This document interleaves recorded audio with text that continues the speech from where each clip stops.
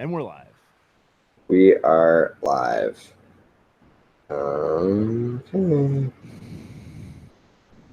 Oh, and Jared, you saw the update on Hicks's shredded elbow, right? Done for the year. Yeah, torn UCL. Was there an update to that? No. It's just on the email at the time of the rundown. It was just diagnosed as the tricep injury, and so obviously now he's dead. He's for sure dead. Okay. R.I.P. R.I.P. All right. Well, we can't see your finger, so we'll just have to time it out. Oh man! All right, I'm gonna tell you when it goes up in the air. Okay. All right, ready? It's up in the air. Welcome back to Starting Nine, episode 105.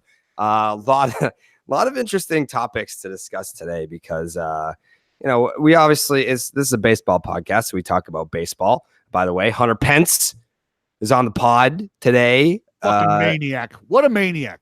That guy, I feel like it's a cliche to say, oh, he's an easy guy to root for. I've said that. I feel like I said that mostly about Sean Manaea, easy guy to root for. Nolan Arenado, I've said that about. But Hunter Pence, easy guy to root for. Yes. Archie Bradley, there's like a few guys in my little easy guy to root for tree. Luke Voigt, another one. But Hunter Pence is one of those guys. And I haven't listened to the interview yet. This was a Dallas and Jay Hay production. But, I mean, out of the value deals from this past offseason, he's got to be somewhere at the top in terms of what they were signed for, how they were signed, when they were signed, and what they're doing for their teams this year. Hunter Pence has to be, I mean, who would be above him in terms of signed a minor league deal? Right. People were talking about a potential retirement. Like, is this guy washed or not? And now we're trying to get him to the All-Star game. And that's the cool thing about it is we actually kind of got into that just a little bit, not extensively. I didn't really want to get into a ton of baseball shit with him because he is such a cool dude, such an eclectic dude away from the field. I wanted to kind of give fans a little more of that side, as opposed to where he's at this stage in his career, blah, blah, blah. Why? Because he's going to get hit with a ton of shit like that because he should make the fucking All-Star team. Mm-hmm. And when he makes the All-Star team, there's a good chance he's going to be asked those questions at will. It's just going to be fucking peppered with those questions. Mm-hmm. So he actually talked a little bit about going to Mexico, going to the Dominican Republic, revamping his entire swing, the experience of winter ball, shit like that. So it was a great interview. It was a great insight to the brain power, the steam engine that makes Hunter Pence go. Mm-hmm. We reflected on some World Series moments as well, his time with the Giants. What it means to be back in the great People's Republic of Texas playing baseball again. So he's such a weird dude, such a cool dude. But I think honestly, after listening to the interview, you'll take away that Hunter Pence is a very thoughtful and a calculated individual as well, albeit a super fucking weirdo / nerd. That sounds like you. A bit. I think that's why we had a good time. Like, honestly, we experienced some major technical difficulties that had Hunter Pence, the fucking 3-time All-Star, 2-time World Series champion, sitting on hold with our tech guy Manley for like 20 minutes because they couldn't figure out the fucking phoner. Mm-hmm. So this had the opportunity to be a meaty one, but I had to let the guy go. Had you ever faced Hunter Pence before?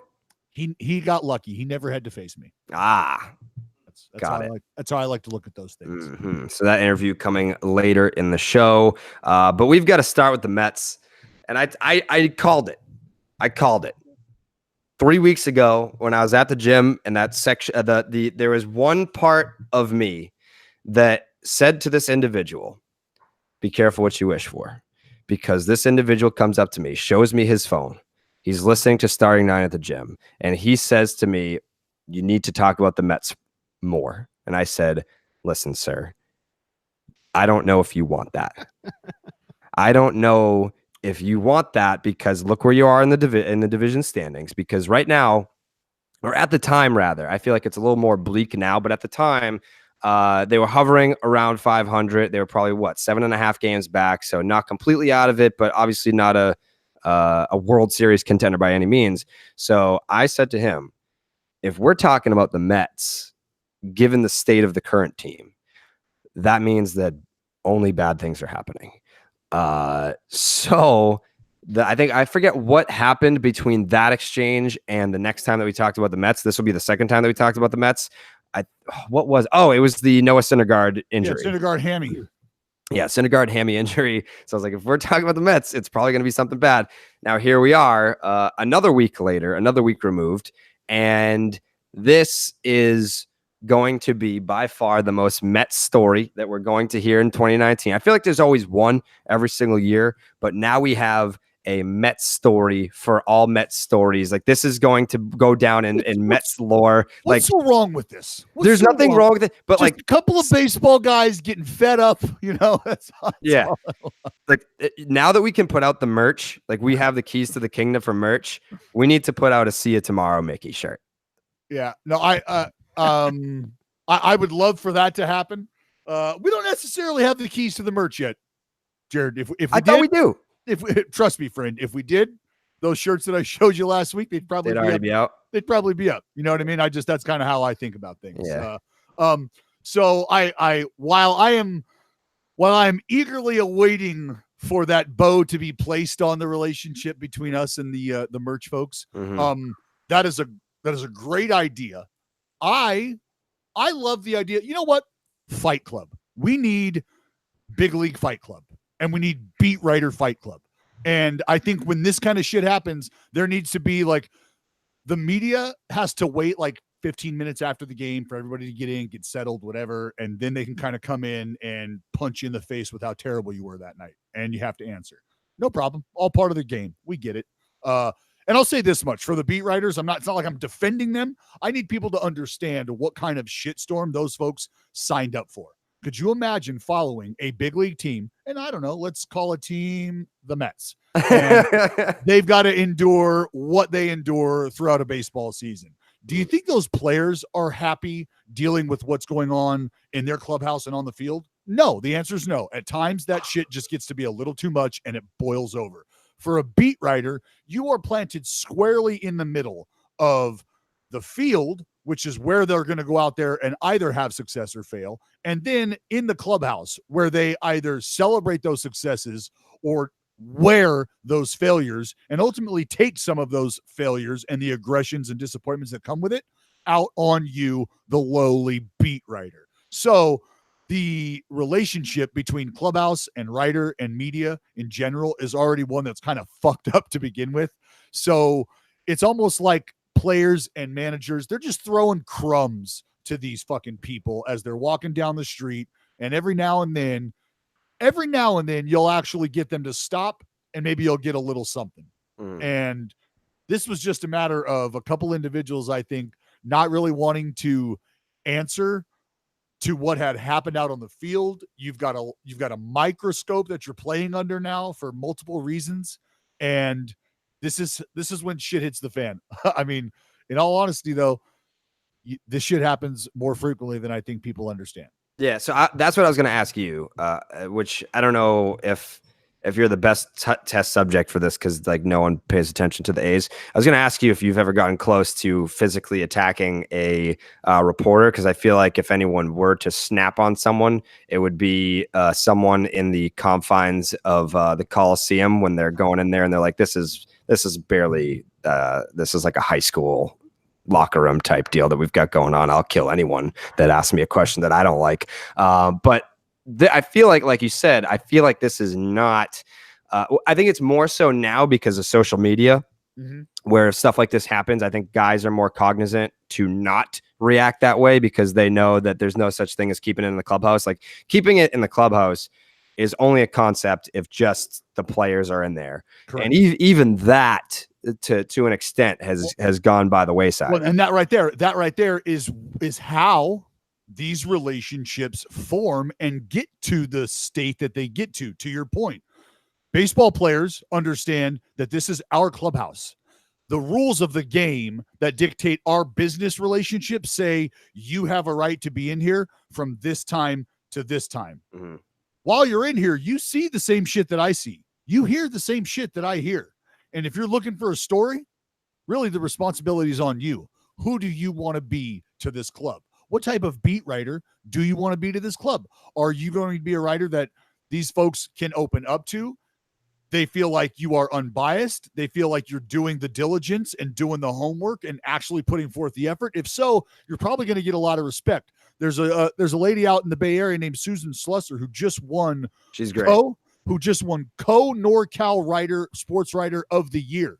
And she's been dominating the scene for a hot minute. There's some folks who have opinions about her, some folks that don't like her, some folks that I think I'm in this camp fully understand and appreciate what she has to do, what she's had to do, not only as a female in this business world, but in the sporting world as well. I have a lot of respect for what she's been able to do and how she's been able to carve out her niche in the clubhouse, in the writers world, and in the sports world, the baseball world in general. So it can be done. It can be done successfully. It's just about, I think, how you as a writer are wanting to be endeared and portrayed. And you're saying, well, that shouldn't be a decision I have to make. I'm here to cover the sport. Well, guess what? That is a fucking decision you have to make, whether you like it or not, because that's the same kind of decision these players have to make, whether or not they want to be a role model during that 50-minute window. Your ass is allowed in there with a camera and a microphone, because you might just catch them doing or saying something unsavory that wouldn't be allowed at a children's book reading that they might be going to this weekend. So do you want to be the asshole that turns the guy reading The Little Engine That Could into a fucking dick? Or do you want to be somebody that just gets the nuts and bolts of it, gives the fans what they're looking for, shows the players that they're going to do their work and can actually coexist? Who do you want to be? Yeah, no, it's a fascinating, almost like a social experiment like for human interaction. Like we're talking about two different worlds colliding, and this happens every day. Like the media and the players have to find a way to coexist, because I mean, Dallas, you've done it on both sides. I don't know. Have you ever been in a clubhouse as a media member asking questions? I know that you've interviewed baseball players, but you've never. Have you ever gone into a clubhouse and had to ask questions in a media scrum? No, that ain't my gig. That ain't my bag, Chief. I fucking hate that. So basically how I got media passes. It's called a media gangbang is what it's called. Yeah. Like how I got passes was the Red Sox wouldn't credential bloggers, which is what I am, I guess, classified as. They wouldn't do it. I've asked for years, tried for maybe 8 years. And then Dallas was able to get us starting 9 passes out in Oakland for the series that Manaea threw the no-hitter. And then I just came back and asked the Red Sox, hey, are you guys better than the A's? Like, why do they give me passes, but you guys don't? And then like, well, do you like, what is it that you're looking for? Like, do you want, do you want to be in the clubhouse? Like, what are you trying to do? And I was like, no, I just want to be accountable. Like if I say something about a guy, I want to be available to them. Like if they have an issue with it, here I am. I don't want to hide from that. I don't want to be the guy on his couch who just says whatever he wants and never has to be accountable for it. So I just want, field passes for batting practice. I'm never going to go in the media room. I don't care to ask questions. If I want to ask Cora something, I'll text him. Clubhouse questions, you're never going to get anything good there. Like I want podcast interviews. So to give you, I guess, some perspective on how uncomfortable it is to be that guy in the clubhouse, 2012 was the only time that I've ever been in a baseball clubhouse as a quote unquote baseball writer, journalist, whatever. I was writing for a magazine back then, and it felt like, and I've described it this way a bunch of times, it felt like being at a wake. Everyone was walking around kind of quiet, awkwardly. It was almost like, no one wanted to, there were different cliques of people hanging out in different circles. And this isn't every major league clubhouse. You have to remember 2012, that Red Sox team was an unmitigated disaster and they were miserable. It was August, so they already knew that it was over. So this isn't the same for all clubhouses, but just to give you an idea of what the Mets clubhouse is probably like, because they are an unmitigated disaster and they know that it's over. So I'm sure that the temperature in the room was somewhat similar. The players walked around media like they were furniture, like that, like they were not human beings. Well, you're in the way now. Like we've just gone out and competed And we've That's either why I think won or it's such an awkward experience. Like I don't ever want to be in the clubhouse, not just because I don't care to ask questions that I know I'm going to get cliche answers to, but like I feel like that's your space as the players. Like that's your space. If I were a player, I don't want a guy like asking me questions at my locker when I'm trying to like dry off my balls. But that's the thing. That's the thing is there is an understanding. So you would learn to navigate those waters by watching your peers. And you would really, that's how you do it, is you would understand, you know what? I don't see anybody else walking up to that dude right now. I'm not going to be the first guy to walk up to that dude right now. That ain't going to happen. I'm going to give him, and players, we know that you have a job to do. We understand that. That's why we will walk right by you like you don't exist, is because we know you're there to do a job. So what do you want me to do? You want me to stop and talk to you and engage with you about my pregame routine out of nowhere? You got a fucking question, ask me. If not, keep it moving or just stand over there and collect dust like every other fucking writer while I get my work in. And that's how you coexist. Like, I'm not here to be your friend, man. Like, there's nice guy awards and there's shit like that about people who are receptive to the media. And I've always said, I challenge you to find a member of the media that I was ever rude to, that I ever was dismissive of. You'll never find him. It'll never fucking happen, because I understood and I respected the coexistence. So there's just lessons to be learned on both sides. A young media member learns how to handle a wily veteran in the clubhouse. A wily veteran in the clubhouse is showing these younger guys, hopefully, how to respect the work that needs to get done, because these are the messengers, right? For how good you are, you want to be lauded for it. These are the ones who are responsible. When you fuck up, when you are going to be held accountable, these are the ones who have been put in place to do that as well. So again, let them lick your ice cream cone, but also understand when they have to throw it away. Yeah. No, it is a very uncomfortable coexistence. It's a coexistence because it's been going on for decades, but it is very uncomfortable. And like you said, Jared, it's all going down with me either half, fully, or partially fucking naked. Yeah. Well, let's not overlook the actual question that kind of precipitated this issue, because it's a very fair question, and it's one that the Mets have struggled and Mickey Callaway has struggled to properly address all season. The usage of Edwin Diaz. The usage of Edwin Diaz. And the bottom of the eighth, the Mets were up 3-2 with the heart/top of the Cubs order coming up. It was Schwarber, Bryant, Rizzo, and Baez. Okay. And he had the option of either doing what everyone generally now accepts to be the best way to maximize victory, which is to put your best pitcher against their best pitcher. Could have thrown Edwin Diaz that inning. Instead, stuck with Seth Lugo, who is not nearly as good as Edwin Diaz, when he could have used Lugo or Gazelman not Lugo. He could have used Gazelman in the ninth inning after Diaz got through the heart of the order. What happened? It ended up being 5-3. They gave up 3 runs because Javier Baez hit a home run.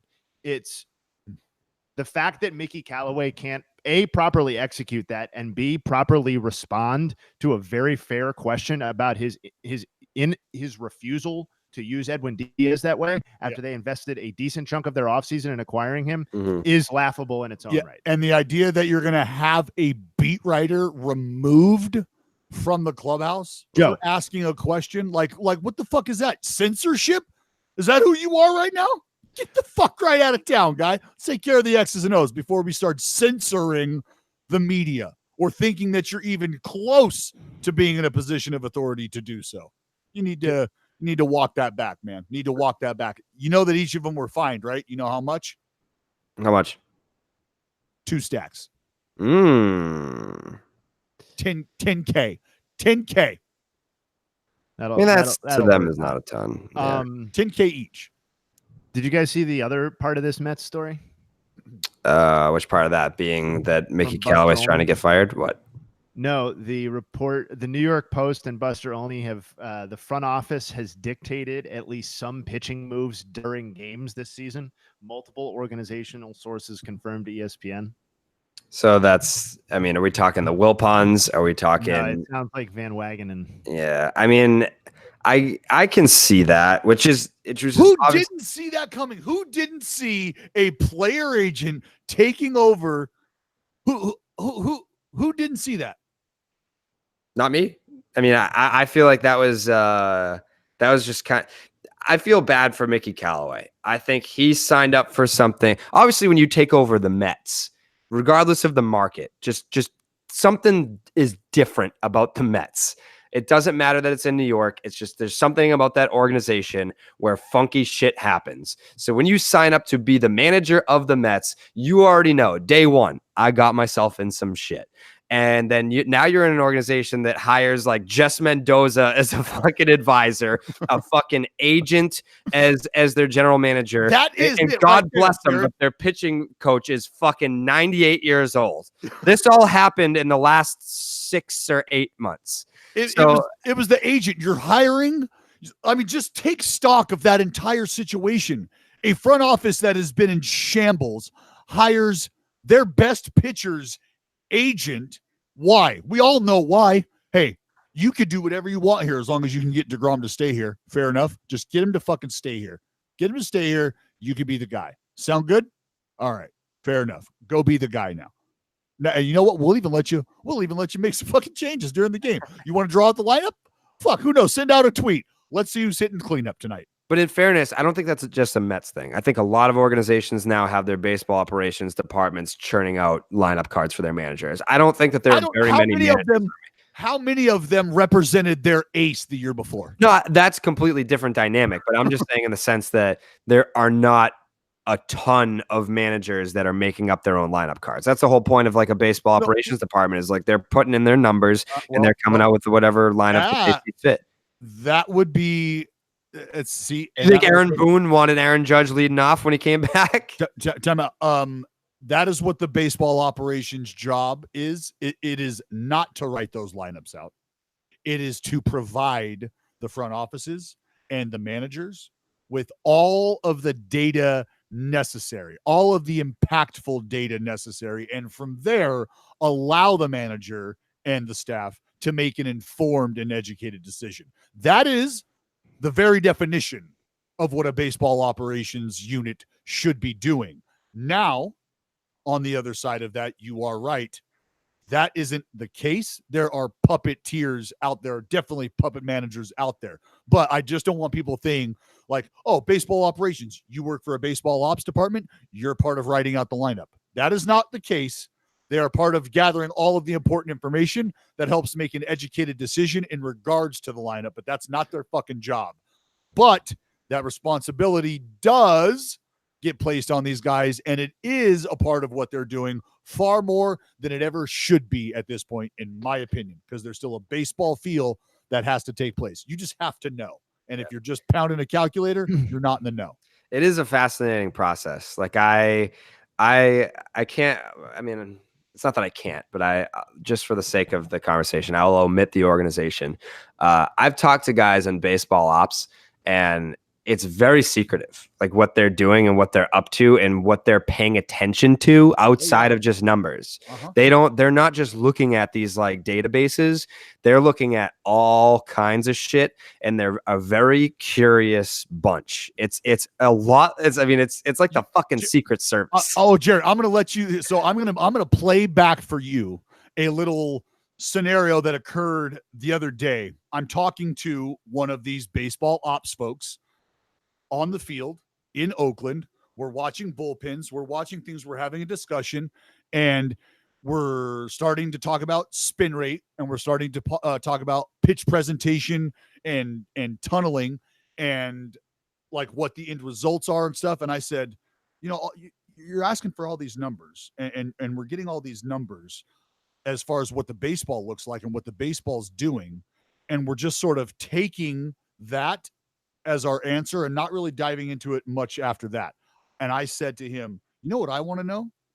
I want to know what type of swing throughs we are getting as a staff. I don't want to just accept the fact that the ball has been swung and missed on. I need to know what the attack angle for the opposition is. And I need to know what that is based on, or what that is per pitch I'm getting my swing and miss on. So if I'm getting a swing and miss on my fastball elevated in the zone, or what I appear to be elevated, that doesn't necessarily mean that hitter is swinging underneath my fastball. If he's over top of my fastball for whatever, I want to know that. Typically, they're going to be underneath and late, but the same thing with the curveball. Did he actually try to attack me and come in underneath me? Was he shallow, or is he actually swinging over the top of this pit? Like those are, and the fucking eyeballs on this kid, Jared, lit up and was like, oh my God. Oh my, like I had just created a whole nother avenue of information for this dude to go and try to find. And it was like scurrying to fucking push his glasses back up onto his nose and click all the pins and get him in the pocket protector and gather all his tech up and run right up into his fucking lab and spend the next 3 days figuring out shit like that. So they are and it's because this is all proprietary, man. If I'm figuring something out and I'm applying it and I'm getting results, you think I want 29 other teams to have an idea of what I'm doing right now? Absolutely fucking not. And if I'm in that baseball ops department, this is my opportunity to put my name on something, whether it's an algorithm or it's a certain filter of data that I've been able to collect and produce that's allowing these players to apply and perform. Like I want my name to be attached to that. So even if you and I, Jared, are working in the same baseball ops department, I'm making sure you're not looking at my fucking paper. Right. That's how these fools roll. Yeah, which is, I love it though. I think it's fascinating. And I mean, there's probably never going to be a camera crew that goes into one team's organization and talks to baseball ops people about what they do, because that's a competitive advantage that they're just giving away. So you really do have to talk to these people off the record, and you'll never know that you come across them. Like they don't identify themselves to you. They're not in the public image. But it is fascinating. But to circle back to Mickey Callaway real quick, the Mets are not going to fire him mid-season. Like Mickey Callaway's job, especially after this particular incident, in my opinion, is 100% safe. You had media members calling for his head, saying like this should be the final straw. The team stinks, and now this, and they find him. Sure, yeah, he's going to pay a nice little tab, but he will not be fired mid-season. And I believe that because you look at Jeff Wilpon's track record in terms of whether or not the decision was justified. That's a matter of opinion. But the things that he does, decisions that he makes that are then heavily criticized or crucified in the media, he will then stay away from that. And he got ripped to shreds for firing Willie Randolph mid-season. He's not going to now go back and fire Mickey Callaway mid-season because A, it's admitting fault, and B, he's trying to learn from his past decisions where it's like, hey, I got fucking dragged for firing a manager mid-season. We're not doing that again. So I think he might not be safe moving forward, but I don't think that we're going to see a Mickey Callaway firing during the season, no matter how bad it gets. But yeah, it's just tough for me to put optics on the radar of this front office at this point. It really is. Yeah, because it's like, who are we even talking about? You know, like and you mean to tell me you give a fuck about how that looks? Like, never mind what's going on in the clubhouse and on the field, but that's what you give a fuck about. And if so, that is par for this course. Mm-hmm. By the way, the phrase "is there anything more Mets" is probably played out, but is there anything more Mets than finally having like a star level rookie who may hit 50 home runs and having that season be, for all intents and purposes, overshadowed by utter avoidable bullshit? Yeah. By the way, shout out to Pete Alonso. He has already, is it tied or broken the Mets single season record for home runs by a rookie. 26 by Darryl Strawberry. Pete Alonso had that in June. Yeah, June like 23rd or whatever it was.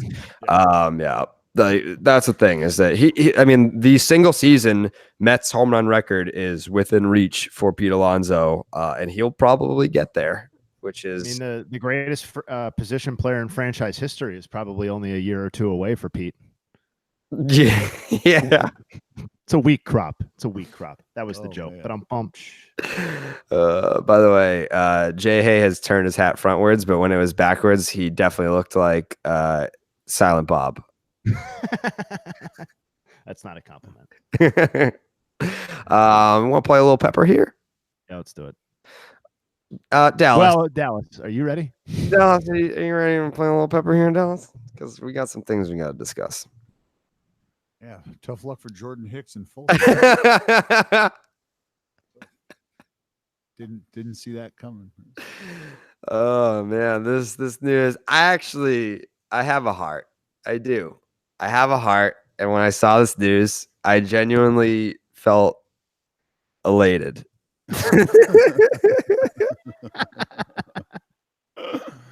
Yeah.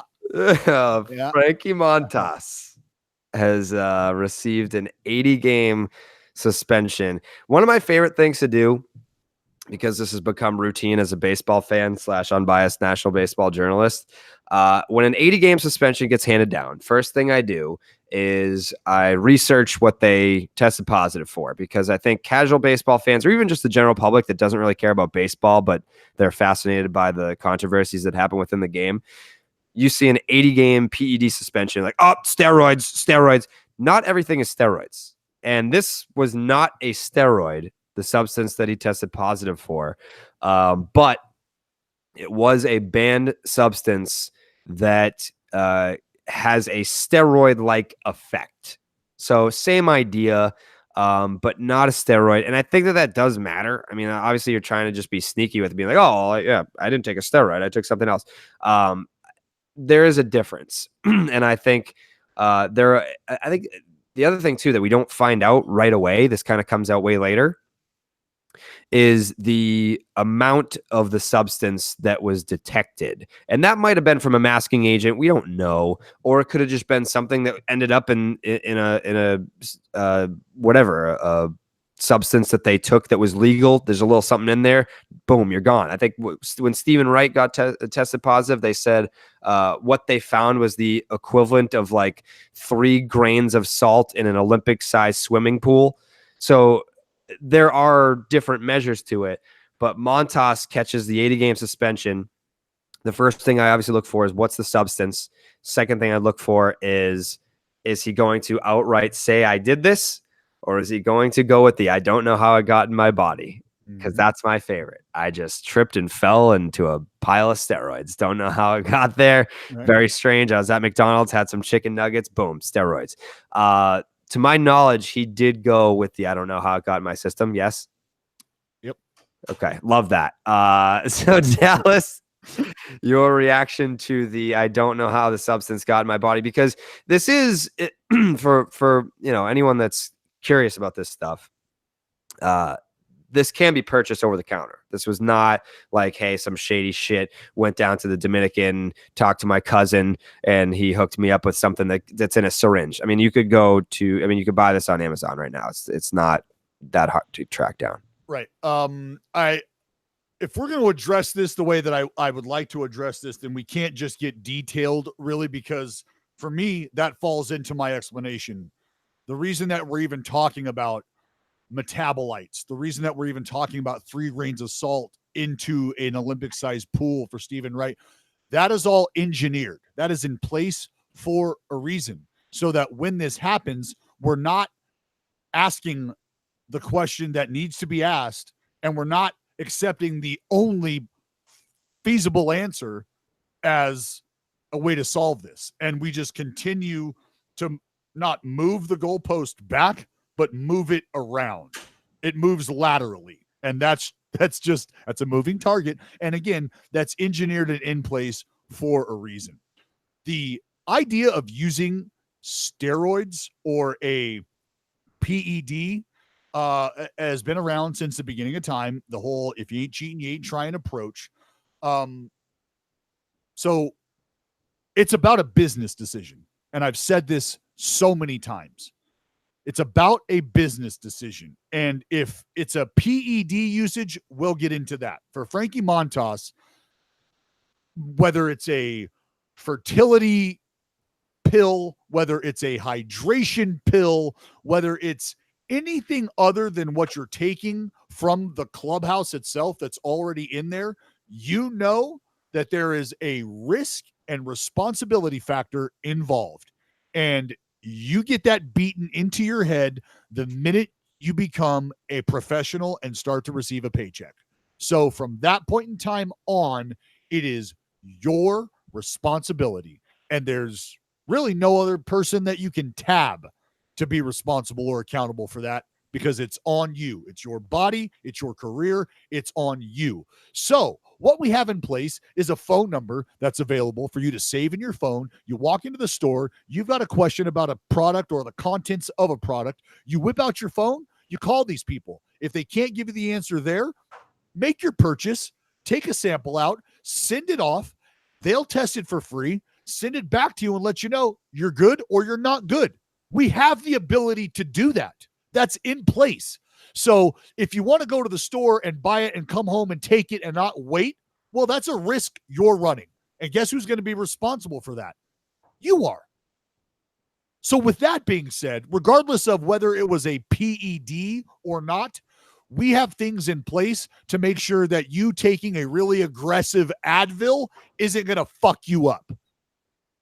So that's your responsibility as a player. Now let's go to the idea of it being a PED. Let's say he was actually looking for an advantage here. What you need to understand about this, folks, is this is simply a business decision at this point. Based on the punishment that has been levied, based on the punishment that is in place for Major League Baseball, this is simply a business decision for folks and nothing more. Let me explain that to you. Frankie Montas, entering this season, had to make the roster out of options, needing a third pitch to compete and stay in the big leagues. He's faced with a very different spring training than a guy that says, I don't know, has 8 years in the big leagues, just signed a 1-year flyer deal, but he's guaranteed a spot, right? Those are two very different places in a big league career, yet could be after the very same thing. And listen, Frankie Montas, again, has to make the roster out of options, so he's got decisions to make. Mm-hmm. Do I run the risk? What's the return on investment here, right? I need to be in the big leagues. I need to make money for my family. For that guy who's 8 years in, he's thinking, I need to get to that 10-year mark. I want my full pension. I've already got my money, so I'm after a World Series, and I'm after my 10 years.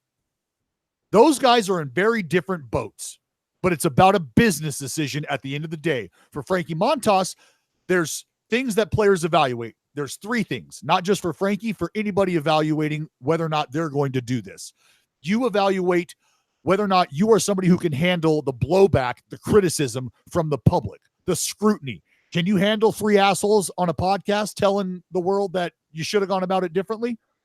If the answer to that is yes, you've already cleared 1 hurdle. The second hurdle is, can your family, can you face them? Are you okay? Do they understand what decision you're about to make going down this road? I'm going to use something illegal. Here's why. Maybe it's to get me back to a place that I was before an injury. Maybe it's because I just need this boost, whatever. Does your family understand, and are they okay? If the answer to that question is yes, you've cleared that hurdle. And there's one more hurdle left. Are you a player who is good enough that after you get that pop, after you get banged, are you going to be given the opportunity on the other side to show that it wasn't steroids or wasn't PEDs that got this performance out of you?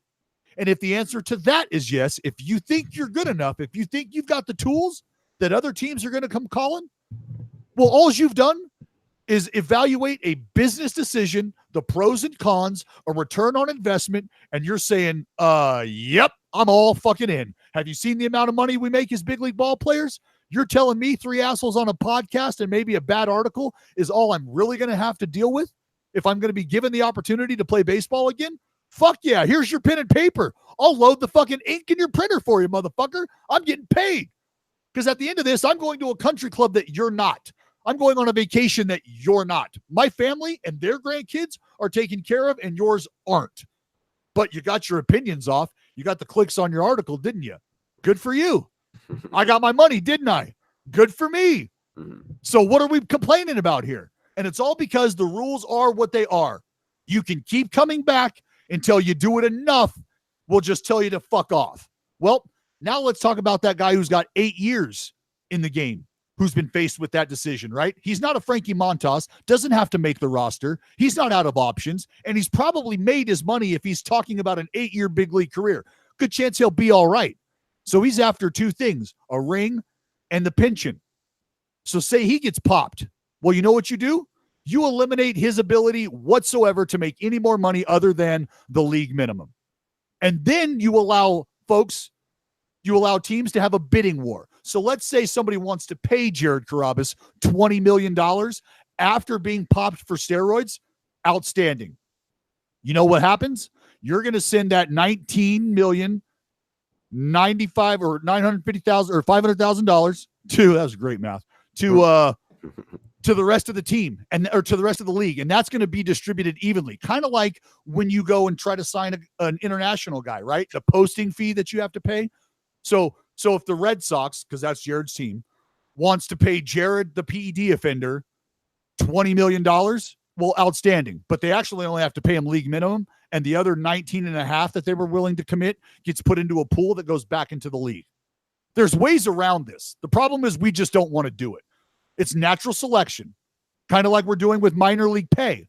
No, we're not gonna up the ante. We're gonna allow you to eat yourselves and cannibalize yourselves. And the ones who make it to the top, the strong sperm, they get the egg. Mm-hmm. And that's kind of what this is. Keep fucking up. Go ahead. It'd be an easier way for us to weed you out of here.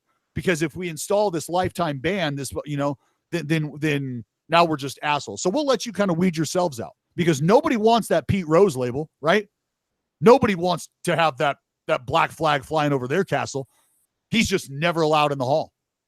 Could you imagine levying that kind of suspension to a Frankie Montas right now? That'd be terrible, right? Because Frankie Montas' punishment, folks, whether you believe it or not, is greater than you'll ever be able to put on him when he has to stare his little boy in the face and explain to him what's going on. He has to stare his family in the face and explain to them what's going on. But again, if you've already had those conversations, if you've already made those decisions, this is just a formality. This is just a business decision. Right. Well said. Well said, Dallas. That's why they pay you the big bucks. Blake Trinan is going on the injured list with some shoulder issues. What do you got on Blake Trinan? Also, hasn't even really been the best reliever in the A's bullpen this year. So obviously you don't want to lose a Blake Trinan, but you have a guy who can slot right in there in your Gucci. At times, Blake Trinan's willingness and desire to be a fucking Clydesdale can get in his way. He wants the ball, and he'll take the ball 3 days in a row and give you 6 outs 3 days in a row if you let him. And I think Blake has put a ton of expectation on himself after a record-setting historical campaign, understandably so, because as athletes, you want to challenge yourself. I can do better than that. That was outstanding, but I've got more in the tank. And I think what was asked of Blake last year and asked of some of those guys last year, like it or not, is probably having a residual effect at this point. As far as, I don't know, it's not over usage because that wasn't it. I think, it's a combination maybe of volume at times and these guys' bodies maybe just not bouncing back as quickly as it would have if usage was different or if they had more time to bounce back. The bottom line is Blake Trinan's shoulder is barking. It's not so serious that they feel like there's no structural damage, which is great. It's a strain, grade 1 strain. There's just probably some fraying and some inflammation in there. And here's the other thing. It wasn't 92. This guy's throwing 98, 99, 100 mile an hour sinkers. It's not down to 92, 93. Like at times it is because those are cutters and sliders and those balls are moving 8 to 9 inches. But it was 96, 97, but it's a little flatter. Doesn't have the depth. That's a big deal for guys like that. So what they do have, though, is a guy in Liam Hendriks who's been able to stand up and sort of fill in at the moment for Blake, which is great because there hasn't been a ton of guys that have been able to do that down there in the A's bullpen. So you lose baseball's best closer last year. You lose him this year right now for a stretch. It's tough. It's very tough for a team who's been reliant upon their bullpen, and that piece hasn't been the foundation that you'd like it to be either. A few nugs on Trinan. I mean, we know he was much better last year, but it's kind of stark to see the difference. 80 and a third innings last year. He allowed 2 homers. He's allowed 3 homers in 35 and a third innings this year. So not even half the innings pitched. And if you look at the strikeout to walk ratio, 100 strikeouts to 21 walks last year, 36 strikeouts to 21 walks this year. That's the issue. Yeah. Yeah. It's not even close. His walk rate has doubled from last year. And so, and to the point, when you don't feel right, when you just don't feel right, there's a lot of things that get masked. And you think a guy's just getting his ass kicked. You think a guy's just getting beat up. And that's just, I mean, for me, it's not the case watching Blake, because I've seen the stuff and I've seen the difference in the stuff. He's just not the same dude. He's not right. He's not healthy. And you're not going to get those same results. I know that. And I think those numbers do a great job of reflecting that. Yeah, no, it's a shitty situation, but obviously, like you said, a guy wants to one up himself, and you could tell that even at the end of the season, he was a little like he wasn't the dominant Blake Trinan in that wild card game. But also he was asked to do a lot in that game. He's like, hey, be the savior. When you're used to being a 1 inning guy, maybe 5 outs here and there, not 3 innings or whatever it was that he was asked to go out there and do. It's like you just run out of gas. But yeah, the A's, it's still, regardless of having a decent replacement, still bad news. Same thing for the Cardinals. Jordan Hicks, this is a torn UCL. I hate to say that you kind of saw it coming, but when a guy's blowing 104, it is kind of a matter of time. But then you look at the Aroldis Chapmans of the world, and it is possible to throw that hard and not eventually run into TJ surgery. But when you see a guy throwing 104, a young guy, it felt inevitable. Here we are, Jordan Hicks, torn UCL. For some reason, the Cardinals haven't announced Tommy John surgery. They're like, yeah, we're going to look at other options. What other options are there at this point? Well, that's the protocol. I mean, the options, depending on the level of the strain, which is the word that's used, which is just a fancy word, not really a fancy word, but just a different word other than tear. Depending on the level of the severity of the tear, there are other options. PRP is an option. That's platelet-rich plasma injections. Very painful, by the way. Not fun. Not fun at all. There's some stem cell therapy that can be done. There's a lot. There's a lot of alternative approaches that can be taken before you go under the knife. And I think guys are always trying to find a way to not get cut. That's if you can. That's why you go and get 2, maybe 3 opinions. Fuck, I remember getting like a 4th opinion on my shoulder the last time. Like, are you sure? Like, you sure there's not a fucking rain dance we could do? Are you sure? You know what I mean? Like, there's a Ouija board, some shit you could just stick in my earlobes or something that'll make this all go away. You sure? All right. Cut it off. Fine. So that's where we're at. It's kind of a shame too, because he'd really kind of shown last year. I think we were all kind of underwhelmed with the velocity to results translation. I'm kind of still there. I mean, like the whip is good, but the strikeout numbers are just. I mean, I just don't understand it. No, that's fair, but it had made a substantial increase even from last year. Like his strikeout rate was up to 28% from 21. His walk rate was down from 13 to 10. So I'm with you that a 28% strikeout rate and 10% walk rate is still a little bit underwhelming for 105 miles an hour and what you see in the stuff. But it was still disappointing because he had taken a step, even if there was another step to go. Yeah. And I think, I mean, Jay Hayden, maybe this is something you would want to look into. Now that I think about it, it's probably something I'll take a dive into. Like how efficient is he with his breaking ball in and around the strike zone? That's something that I would really dive into to probably get me an answer on why he's not punching folks out. Who knows? We could even have that by the end of the podcast. Yeah, it could be 105 all day long, but if you're not competitive around the zone with other things, you're not giving these hitters anything to respect. And again, in the big leagues, 105 with nothing else, that might as well be fucking 92. Yeah, no, seriously, it's fascinating to me how this is if you have a 104 to 5 mile an hour sinker. Again, this is not a four seam fastball That's that a you can sinker. just time. It's 104 with movement, and this is a guy that should have 2 times as many strikeouts as innings pitched, and I think he has maybe 3 or 4 more strikeouts than innings pitched. It's crazy. Yeah. But yeah, obviously speedy recovery to him, but the Cardinals are going to have to look elsewhere, at least for a year, maybe even through the 2020 season, because even now, like a year is optimistic. They did sign Andrew Miller. Andrew Miller did not get off to the hottest of starts, but he's got a 2.70 ERA, 25 strikeouts in his last 22 appearances. But who's an interesting candidate to close? Giovanni, is it Gallegos? How the hell do you say that? Gallegos.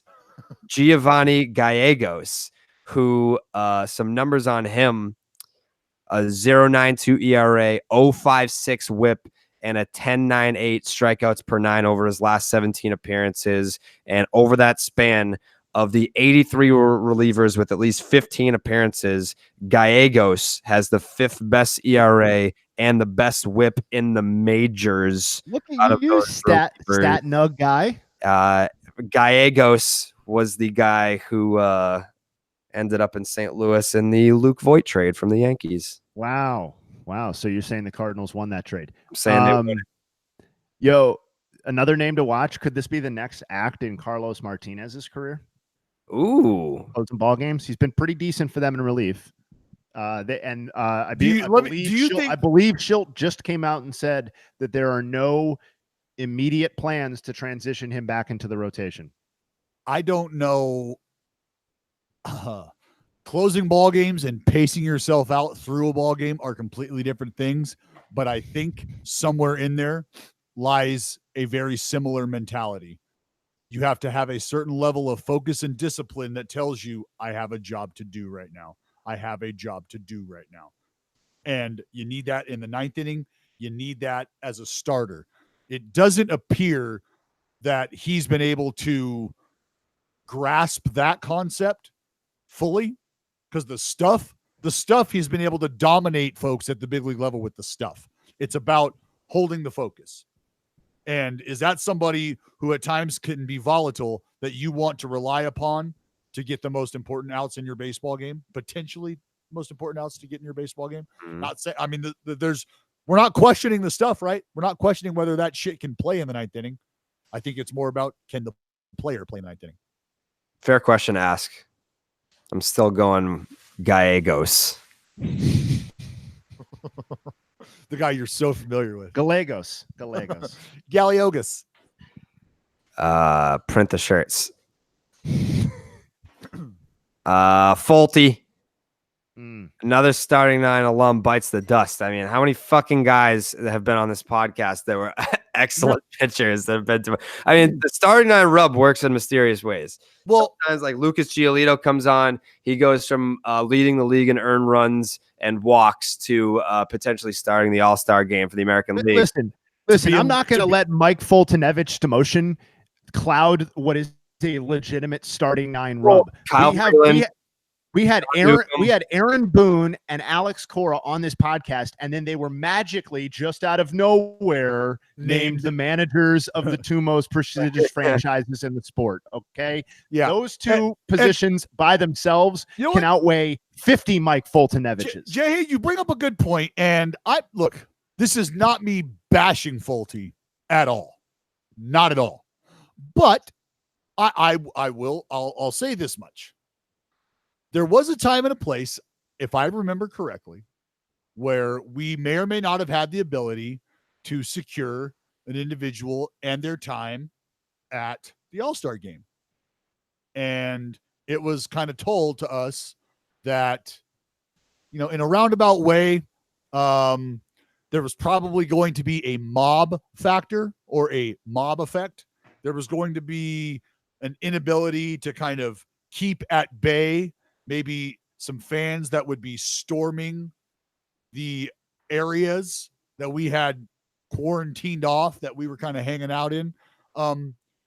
and we weren't able to get the insight or the sit down or the time that we were told we would get. Mhm. So you're right, Jay Hay. While there is a positive rub that is clearly in full effect, Mhm. I'm not going to say that there's a negative side Mhm. to the rub. I'm just going to say that there's an individual who maybe wasn't able to come through, and now, well, they're not going to be able to come through for a while. Yeah, I mean, there is, and I won't. I think we've probably mentioned this guy before, but I no need to bring his name up again. There is someone else who turned us down during spring training who immediately got hurt for a long period of time. So yeah, I mean, don't fuck with the starting nine juju. You saw most of the guys that came on during spring training. They immediately got a lot of money. I mean, they were prepared properly for the 2019 season. Yeah. Right. I mean, we've essentially turned Christian Yelich into Barry Bonds. Mm-hmm. Well, he kind of is. Well, exactly. The thing about Christian Yelich, though, is that he's very humble, and Barry knows how good he is. Christian Yelich, I don't think realizes just how good he is. I don't think Christian Yelich cares. He doesn't care how good he is.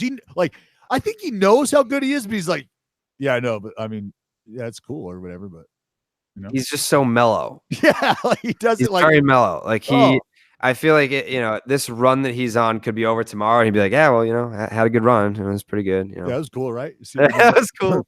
Remember all those homers? It was fucking sweet.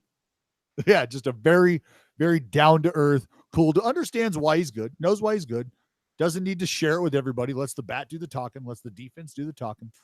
So, yeah, it's look. This doesn't mean that Jared and I are not lathered up and ready to rub up.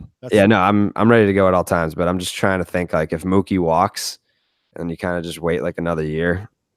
By the way, Christian Yelich's last 162 games, 341, 428, 706 with 57 homers, 145 RBI, 145 RBI, 138 runs, and 32 stolen bases.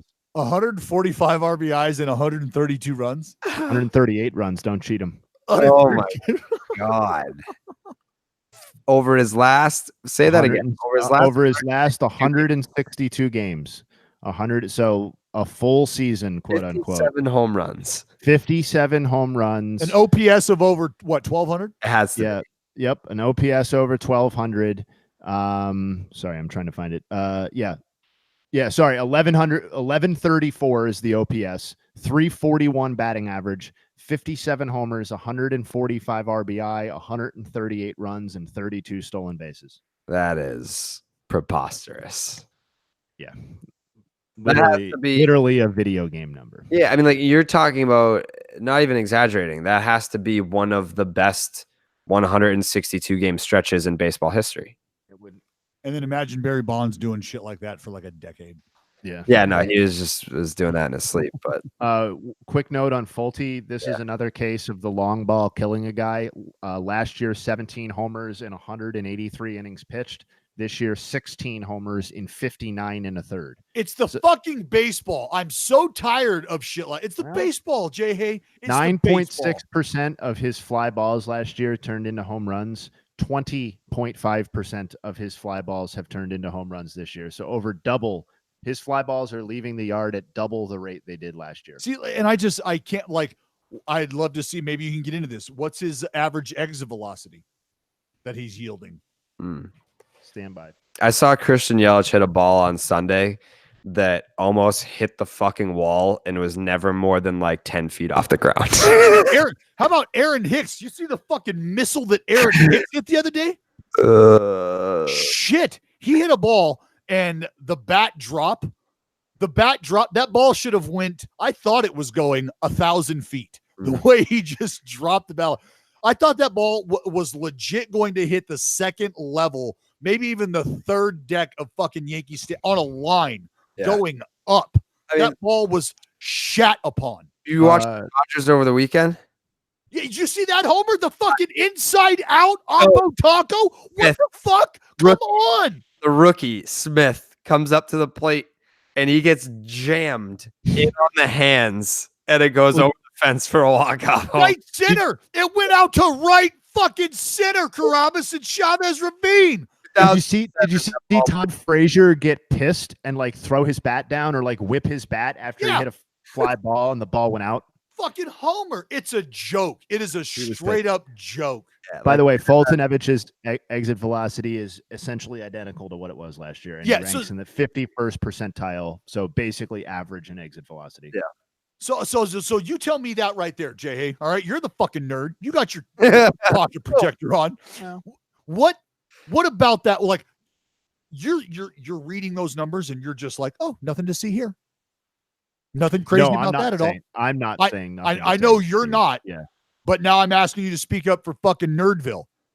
Now, like, tell me.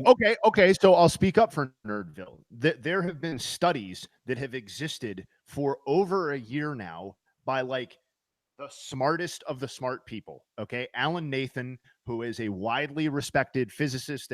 He's written books. He's written studies. He's like non-controversial. Okay. They wrote about how they studied the ball and the ball is different. Yep. And that was concluded a long, long time ago. Yep. And this idea that there's been some sort of mystery as to the baseball and what constituted and whether there's been a change, there really is no mystery. The mystery is just why it isn't 100% accepted at this point, as opposed to whatever percentage it It's because Uncle Manfred is lying to the folks. That's why. Tell the people, Uncle Manfred, tell them. Tell the people what you've done with their balls. What did you do to my balls?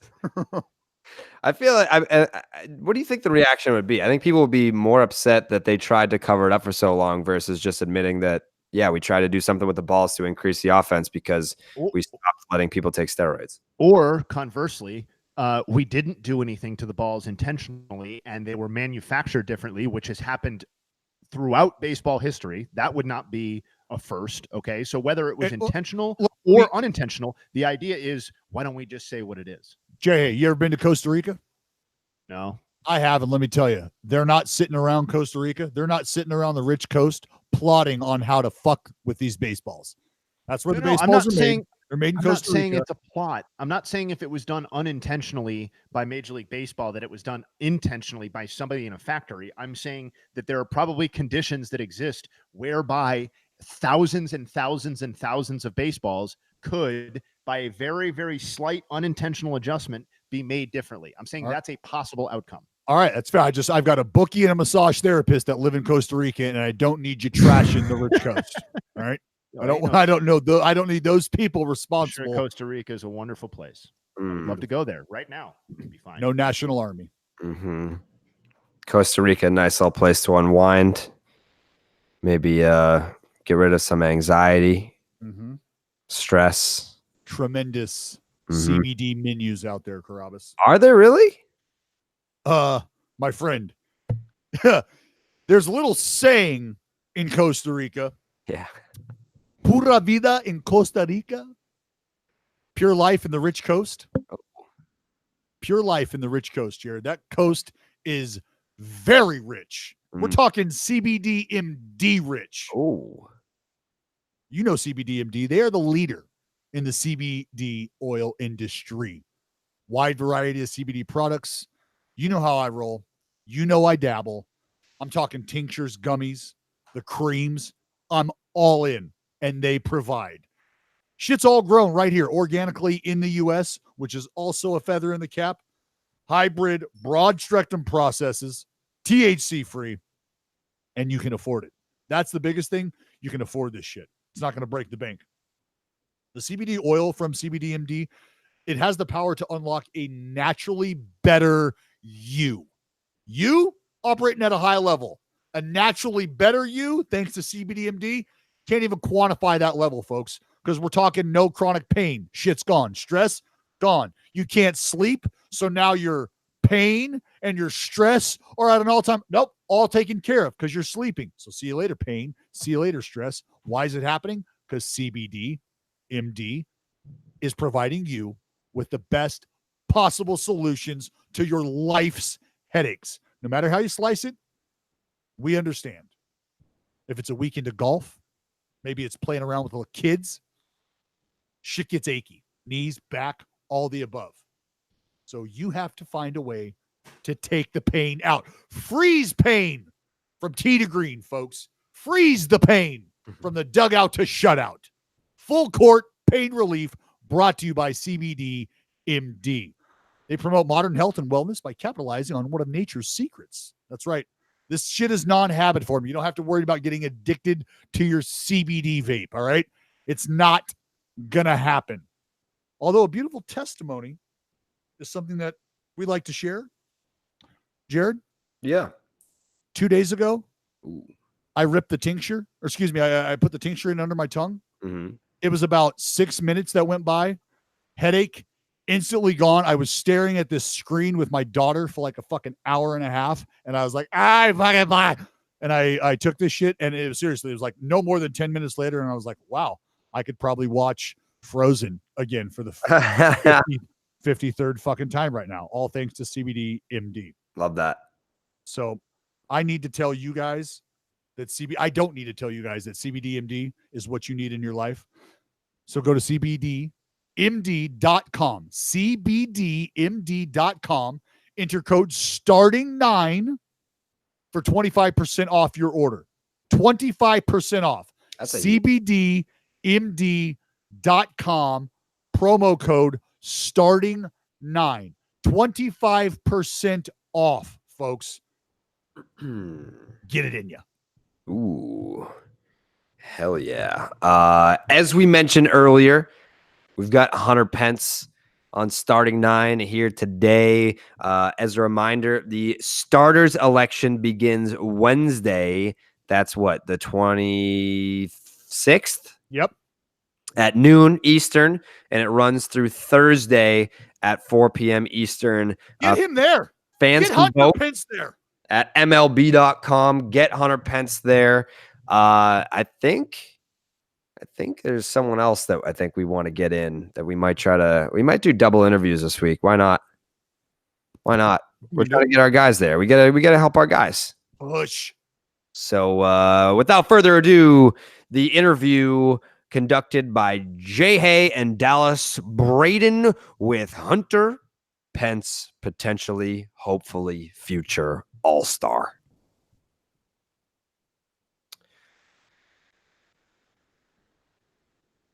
Shout out to Hunter Pence for making the time. Obviously, you're making the rounds. You're trying to get yourself on that all-star team. I'm sure he's talking to other outlets, none more important than starting 9. But thank you to Hunter Pence for making the time. Obviously, Dallas mentioned earlier, shocker, there were some technical difficulties on the Barstool end of things, and we were able to make it happen. And he was patient throughout that process. Instead, I mean, there's some guys in this league, we won't name any names, but you make them sit around and be like, hey, sorry, Barstool, you know the deal. We got fucking squirrels chewing on the wires. We got to wait a little second before we can have you come on the podcast and be like, yeah, sorry, maybe next time. Yeah. That's a thing that happens with some guys. Not Hunter Pence. He's a guy. At one point in time, Hunter Pence was legitimately offering solutions to the issues. At that point in time, I had to hang the phone up and go, Hunter, I'm going to show you right now, you're a way better human being than I am, because I'm cussing at this guy and I'm telling him, and I love him. I love me some Manly, but I'm telling him that he's a fucking moron right now. And you're trying to troubleshoot. I need you to not do that. Love that. I love that. What a fucking dude. I didn't even get to ask him. I wanted to ask him, like out of all the signs, right? The Hunter Pence signs. Mhm. What's the best one you've seen? I didn't even get there with shit like that because we were sitting there with our dick in our hands for 20 minutes. Yeah. He's also a big, he's a Daniel Bryan guy because he brought the Yes movement to San Francisco, which was really fucking cool. But yeah, Dallas, we get a lot of people tweeting us about Shady Rays because we've been talking about it on the pod for a little bit, and people keep asking, hey, what's that promo code? What's that promo code? Trying to make a purchase. Well, why don't you tell the people about Shady Rays and then make sure at the end of this read, you say what the promo code is. Like usually we say like 2 or 3 times, maybe throw in like a 4th time. Okay. I'll hammer it. Okay. I'll hammer it. Yep. And speaking of hammered, Mm. I watched this dude the other day right near a body of water in Oakland lean over to look at something. Guess what fell directly off his face? His Shady Rays. It's fucking sunglasses. Oh my god. And I legit said to him, hey, you know what? We could probably get that taken care of. I don't know if you're going to get that pair back, but for $45, I can get you 2 pair of sunglasses that you will never lose. And he was like, what? And I was like, bro, Shady Rays, this independent sunglass company that I've been fucking with, these folks are legit. And he's like, really? Tell me more. Are they polarized? And I said, bro, are they polarized? You fucking kidding me? You think these people do anything less? Yeah, they're polarized. And they're made to hold up to people like you leaning over bodies of water without the little thing around the back. That's what these folks do. They answer that kind of bell. He's like, really? Tell me more. So I did. I told him. Option number 1 is understanding that if you lose these things, you can get them replaced for free. And he's like, hold on, for free? And I said, yeah, you heard me, for free. You understand. You don't have to pay to get them replaced. You bought them, they'll replace them. He's like, nobody else is doing that. I'm like, yeah, no shit. That's why you need to get on the Shady Ray train. He's like, dude, what's the quality like? And I'm like, guy, quality is probably the best going right now. They're guaranteeing this shit for life. Do you really need an explanation on how good these things are made? He's like, yeah, well, I guess not. I'm standing here with no sunglasses on. I probably ought to re-up. And I'm like, yeah. So go to Shady Rays. Not only are you going to take care of those retinas, you're going to take care of some starving folks as well. Shady Rays provides 10 meals to fight hunger in America with every single order you place. Over 4 million meals to date, these folks have come through with. That's a big fucking deal. I think the bigger deal is your opportunity to get sunglasses at a low price, guaranteed for life, and it ain't going to break the bank because we know it. It's lake season. I told you. And that guy proved it right then and there, right before my very eyes. First he didn't need sunglasses, then he needed sunglasses. So Shady Rays has got him covered. What I need you to know, since you're exclusively ours right now, we've got the best deal for you. Use code STARTING50. Excuse me. That is use code STARTING50 for 50%. This is why the people are confused. Use code STARTING50 for 50% off 2 or more pairs. Buy one, get one free. That's right. 2 pairs, $45. Starting 50. That's starting 50 for 50% off 2 or more pair. This is the best deal that they've got going. And it's just for you. So you go to shadyrays.com, use code STARTING50, and they will take care of you and your retinas, folks. Shadyrays.com, starting50. That's STARTING 50, 50, starting50, shadyrays.com. Is it starting FIFTY or it's the numeric number? Starting STARTING Mm-hmm. numerical numbers, numerical characters. 50.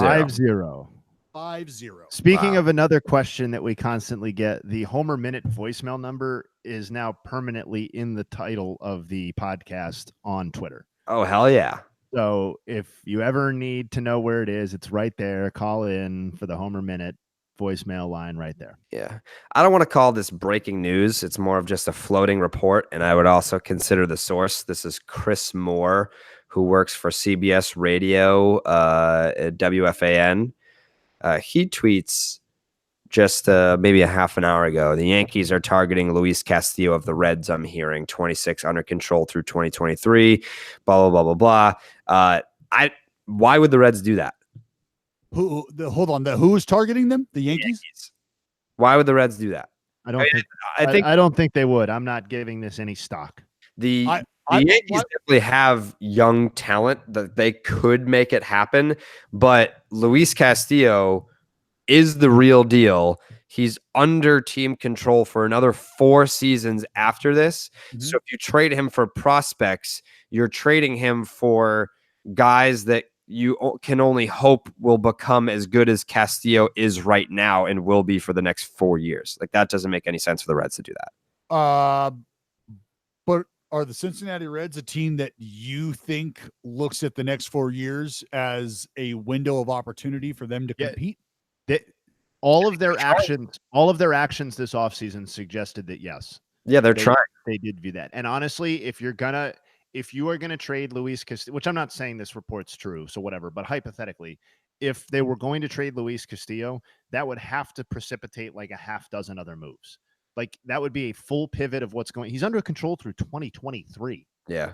If he's not somebody that you're holding on to and valuing, then what is the point? What is the point? There's no denying what he represents. I'm just wondering if the Cincinnati, I get it with the moves they made this year. Like, you know what? We feel like we'd be able to compete even with this roster right here. That's fine. Is that reality?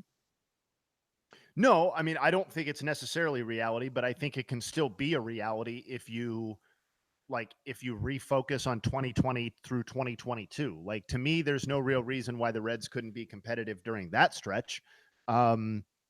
It always felt like a year early to me. Just the idea of like Luis Castillo as a guy, like you would have to get a unbelievable haul that it would be difficult to imagine is out there for Luis Castillo. It just doesn't make any sense. Doesn't make any sense. Nope. Sure doesn't. I just wanted to acknowledge it, as it is a blue check mark person writing or working for a somewhat reputable media outlet. Didn't want to get caught with our pants down. Don't want to have people be like, why didn't you talk about that? So we got to do a little check-in on some teams here. The Atlanta Braves have been hot for a little bit. Oof. The Atlanta Braves, I think we talked about them, if not last week, the week before, about moving Acuna back to the leadoff spot and how that was the exact same thing that launched them last year. It's working again. It's working again this year.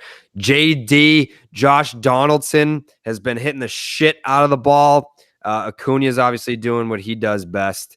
But this is a team that is taking advantage of now a division that I don't know if I thought it would be the best division in baseball, but it definitely had a strong case. But we just, once again, have teams that are just not living up to expectations. I thought for sure that, you take Bryce Harper off the Nationals, Soto takes another step forward, but you sign Corbin. There's not going to be that big of a drop off. There has been. The Mets are the Mets. The Marlins, not even worth discussing. The Phillies have been the most interesting team for me in that division because I still expected the Braves to. I didn't think that the Braves were a fluke last year. I thought that they were early, but I didn't think that they were a fluke. I thought that they would be able to repeat what they did, if not better, in 2019 versus 2018. But the Phillies, what the fuck is going? I mean, obviously the McCutchen injury is one thing, sure. Right. Bryce Harper not being the Bryce Harper that the Phillies thought that they were paying for, that's another. But outside of that, those are two guys that weren't there last year when the Phillies were a very good team in the first half of the season. It almost feels like their slide that they, historical slide that they endured last year towards the end of the season is just happening earlier this year. And the bullpen has not been great. The bullpen is featuring, I believe, like a whip almost at 1.5. That's not great. 6.56 bullpen ERA over the last month. Yeah, and I believe, and opponents, like their opponent's batting average is I want to say it's like 270. I was looking at it last night, like 268, 270. I believe that's third worst in baseball.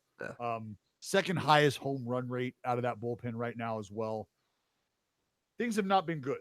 Yeah. Things have not been good, and they're kind of middle of the pack towards bottom of the pack offensively as well. Yeah. Real Muto has been MIA recently. Mm-hmm.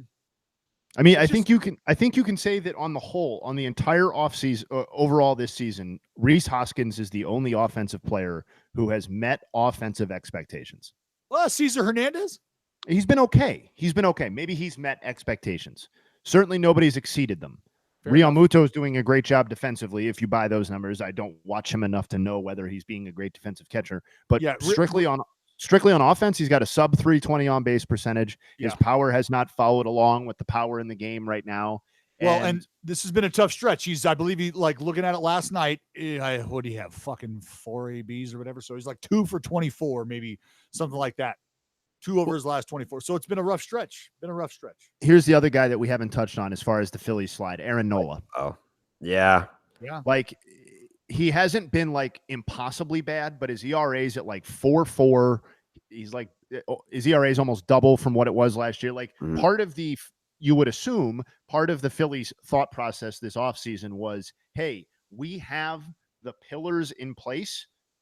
We're adding a Harper, a McCutchen, and a Real Muto makes sense because we have our ace. We have another cornerstone offensive player in Rhys Hoskins. We have some other mildly intriguing pieces on both sides.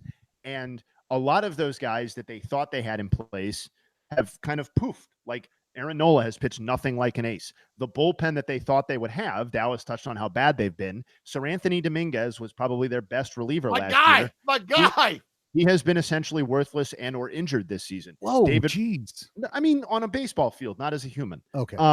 David Robertson was their big free agent acquisition. We've almost forgotten about him because he got injured so early in the season and has not contributed the ace level relief pitching that they expected. So like, it's not necessarily a disaster long term, but you can see why this isn't working when, you know, your ace crumbles and nobody steps up to be a number 2. Pivetta was a big breakout candidate. Nobody stepped up to fill that void. So, and to go back to the Braves for a second, I mean, that offense is just like, that's appointment television as far as I'm concerned. That is As between opposed to between Acuna and Ozzy themselves. I mean, JD Freeman. The interesting players legitimately run a half dozen, 6 to 7 players deep on that lineup every single day. And there are very few offenses where you can really say that. We're like, I want to watch that guy's at bat. I want to watch that guy's at bat. One thing about the Braves. What are your thoughts on? I'll ask both of you this. What are your thoughts? I don't know how much attention you paid Soroka after getting drilled. Yeah.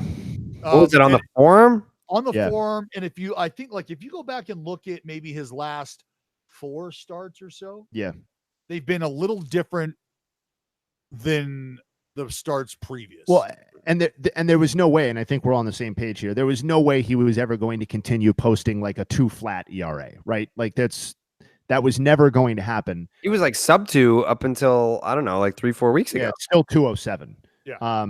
But his FIP's over 3. Like he doesn't miss bats, which isn't the only way to pitch well. I'm not saying that, but like he doesn't have huge swing and miss stuff. He's got a low walk rate. He's really suppressed home runs this year. Like I think if you count on him to provide you with number 3 level production moving forward, I think you're likely to be okay. You're not going to be disappointed. Yeah.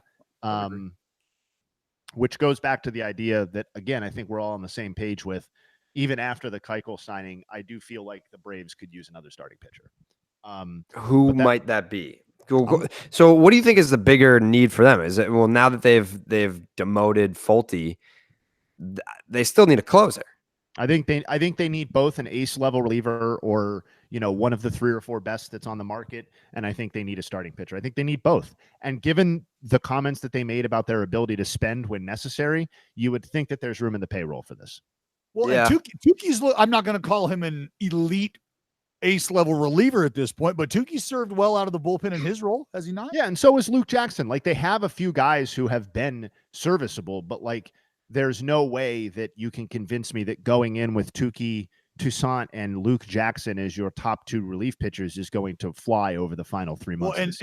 Well, and Nuke's throwing the ball well when he's not trying to knock shit down with his nugget. He's throwing the ball very well in that role as well. What do you think the odds are that the Braves pull off a move where they acquire both from the same team? I guess who would fit that bill in terms of the team? I mean, I guess it the depends. Giants with Bumgarner and Will Smith, right? That would be one way to satisfy both. Money wise, little birdie tells me. That Will Smith and Madison Bumgarner, they might not have far to travel should they leave San Francisco. Fuck off. There's, yeah, you wish. No. Hey, Jared, do I ever just throw shit like that No. around? No, but I don't ever just throw shit like that around. I know I'm not you don't. the guy to just throw shit like that around. I know you don't. And now that I'm thinking of it, the money's not crazy. So Not at all. Not at all. Not at all. Yeah, because I was thinking like a Scherzer Doolittle package, No. but that's just never going to happen for the Braves. But I feel like that could be a package for a team. I just don't know where that would fit. But yeah, money wise, yes, Will Smith and Mad Bum traveling together, that would make a lot of sense for a handsome Go package. hook We'll up with see. the sheriff, Brian McCann. He and Bumgarner can just police the entire diamond. It would be great. They're gonna just yell at the Cubs for all the shit that they do. Just scream at everybody. Yeah. Don't let the Indians get hot, Jay Hay. Oh boy, not dead yet. Mm-hmm. Where we at? Well, I mean, to me, this has all been about the offense. Yeah. The Clevenger injury again hurts. Yeah, that's brutal. That's brutal. It's like you wait for him to get back. You remember how dominant. Yeah, you remember how dominant he was in the brief taste that we had this season, and then he goes right back on the shelf. Obviously, the Carrasco news, which we talked about recently. I mean, they're missing a preposterous number of high-level pitchers at this point between Kluber, Carrasco, and Clevenger. But the offense, which looked like honestly hard to watch at different points this season, is kind of clicking right now. The Carlos Santana, Francisco Lindor, Oscar Mercado trio has been really productive. And the idea that like Mercado playing, and he produced quickly, but not immediately. So it was encouraging to see them kind of like let him work through some stuff because he's obviously their best outfielder. They just released or designated Leonis Martin. That trade did not work out. But to see like Mercado emerge from that outfield, which has been kind of a wasteland that we've talked about plenty, has been really encouraging. I think just mathematically, it's going to be really, really difficult to get back into the AL Central race because they're still 7.5 games back even after this hot you're streak. done. You're done in the Central. But they are in the wild card spot right now, the second one. They have a 1-game lead on the Red Sox and Rangers. That also will be hard to hold because I think we can all anticipate the Red Sox continuing to come. But it's not a lost season. And I do think it's going to make the idea of should we trade Trevor Bauer or should we trade one of these other players much more difficult over the next couple of months. But it's been the offense that's carried, and that's been really encouraging. Some breaking news here. What do we got? The Yankees have designated Kendrys Morales for assignment. Oh, wow. Could be the end of the road for him, as it is painful to watch him attempt to run to first base. Has not been the power bat that we've known him to be in the past.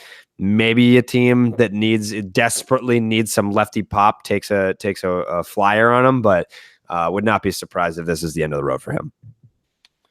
Rest in peace. Former Oakland A. Yeah, former Oakland great. Hey, we got to give some love to Zach Plesac, huh? Sure. He's Dan Plesac's nephew, correct? Yeah. True story. Yep. So come up and filled some of that void we've been talking about with the starting rotation for sure. Right. And Bieber and Bauer have held their water. You can't just, so as long as those guys continue to do that much and maybe the offense can start to figure it out, Jay, I don't see any reason why you're not competitive in that AL wild card spot. I mean, not to be a complete asshole, but yeah, like your shot of winning that division for me is gone. That's not going to be a thing. But it's only 7.5 games. That's honestly like 85% me just being an asshole to you. Yeah, no. It's not whatsoever. I mean, it's not Dodgers division lead level. No, like I don't know why those 4 other teams are even playing baseball still. The Dodgers have a 12-game lead on the second place Colorado Rockies, which is second place. 12-game lead on the second place team. Their run differential is more than double the next closest in the NL. It's not even fucking close. Like you look at the NL and I'm just like, man, like what would be an exciting 5-game series that might give the team that's going to play the Dodgers a chance to beat the Dodgers? Braves? I don't think that would be particularly close right now. The The Dodgers have achieved the enviable combination of having the best offense in baseball and the best starting rotation statistically. That's pretty It's good. really, It's a pretty really good hard. spot to be.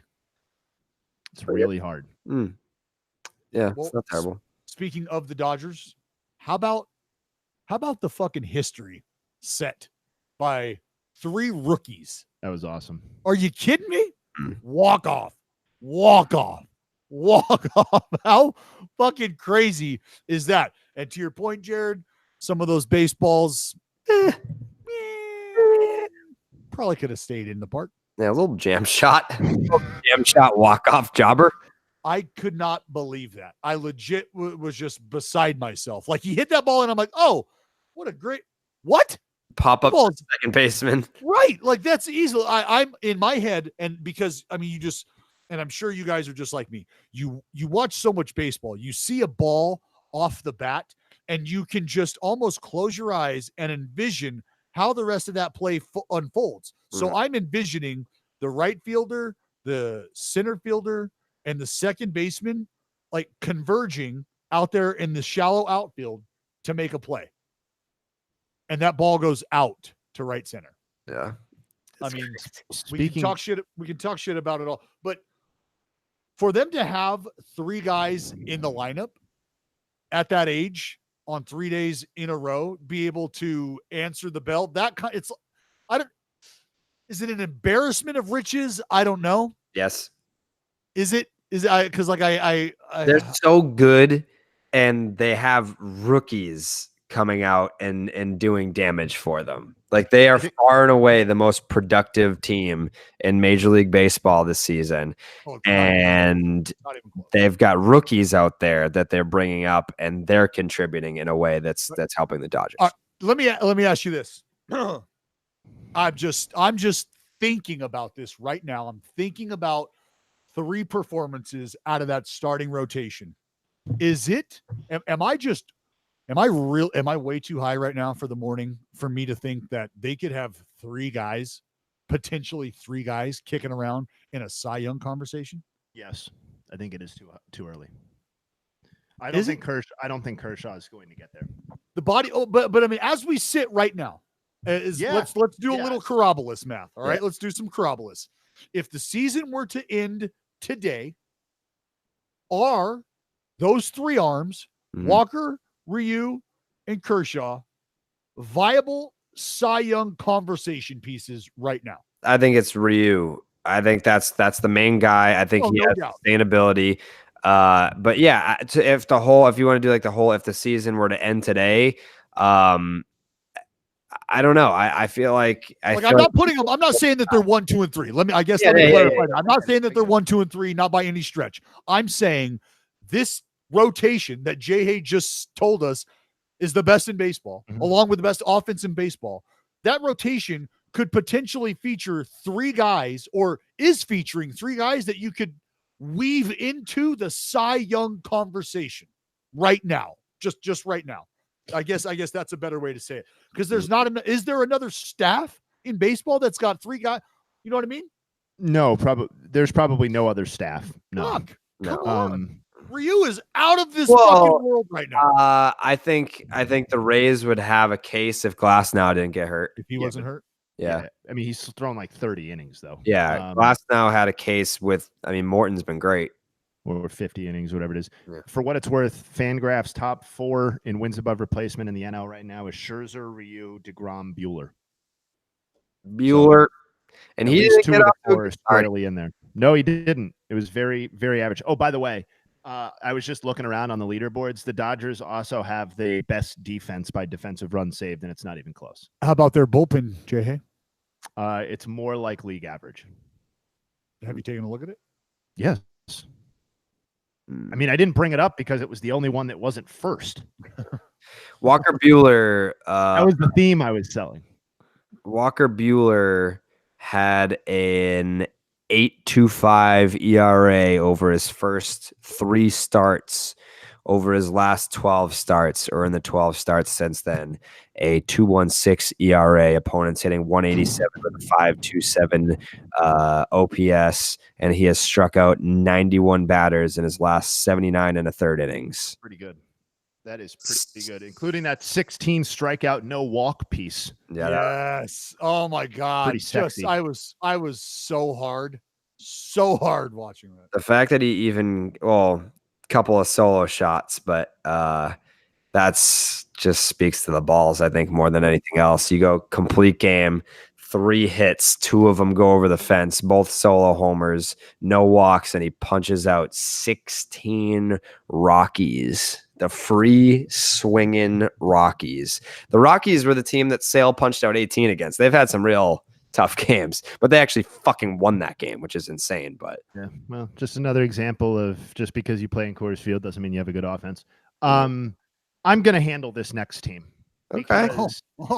Because there has been some refusal to admit this shortcoming by my podcast partners on this starting 9, and I want you guys to admit that it is a problem now. The Brewers starting rotation, folks. The Brewers, not out of the division, very much in the NL Central, very much in the wild card. They have a negative run differential right now. So if we're just being objective, this is not the follow-up to last year's breakout campaign that I think most were hoping for. Maybe some anticipated. Most would not have said that the Brewers would have a negative run differential. Their starting pitcher ERA over the entire season is 5.02. That's not acceptable. It ranks 22nd in baseball. Even worse, their starting rotation ERA over the last month is ahead of only the Blue Jays and the Mariners, who are baseball teams in name only. Okay. So what would you say, Jared, namely, what would you say to me once again bringing up the idea that the Brewers starting rotation is insufficient for a World Series contender? I would say that Jared, I'd like to help out here, man, but I'm just going to sit back and I'll just let you do your thing here. Yeah, no. The Brewers, I mean, I've been saying this since last year, and they never did. Well, I mean, I guess they got Gio Gonzalez last year.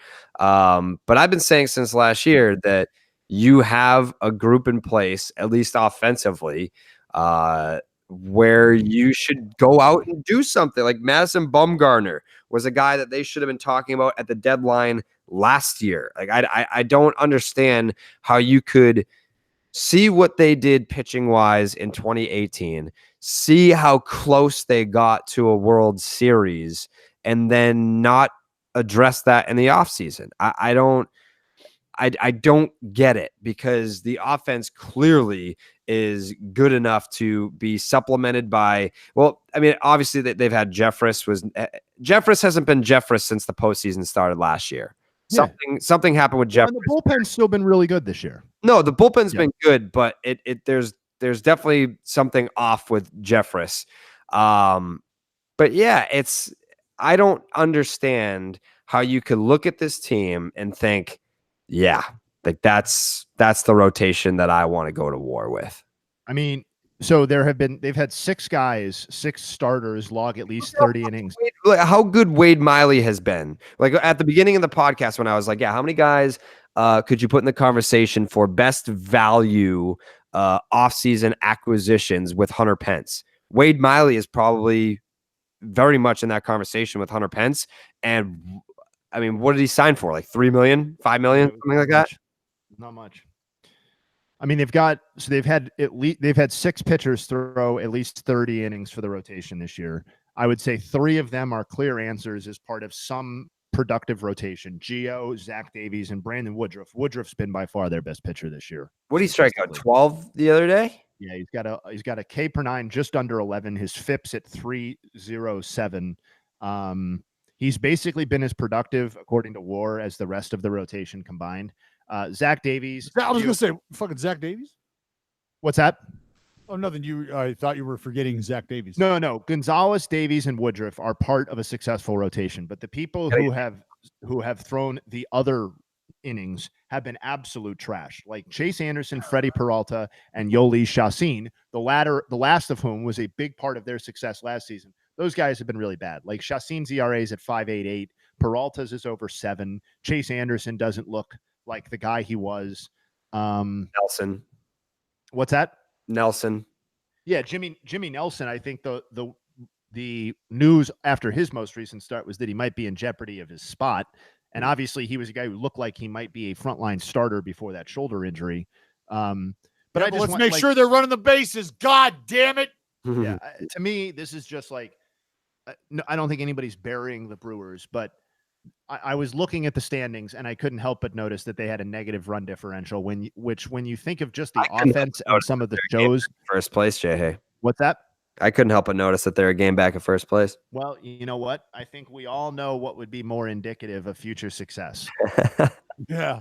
And it would be that shady ass run differential that they're sporting out there, even while they got Barry fucking Bonds on their team. Yeah, literally. Figure it out. Yeah. This is not there's a difference between let me see what's like a comparable team to the Brewers this year. I guess the Phillies. Yeah. Or like the Angels. The Phillies, the Brewers, out of those teams that have very meh, like barely breaking even teams, would you agree that the Brewers have the best chance to actually do something here? Yeah, I think they're the best team of the group. Yeah. Yeah.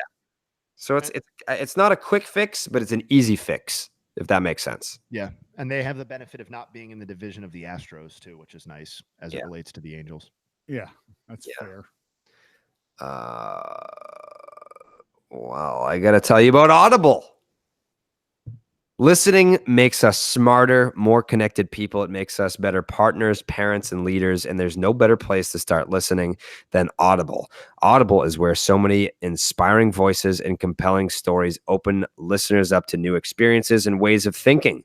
Audible members now get more than ever before. Members choose 3 titles every month, 1 audiobook plus 3 Audible originals that you can't hear anywhere else.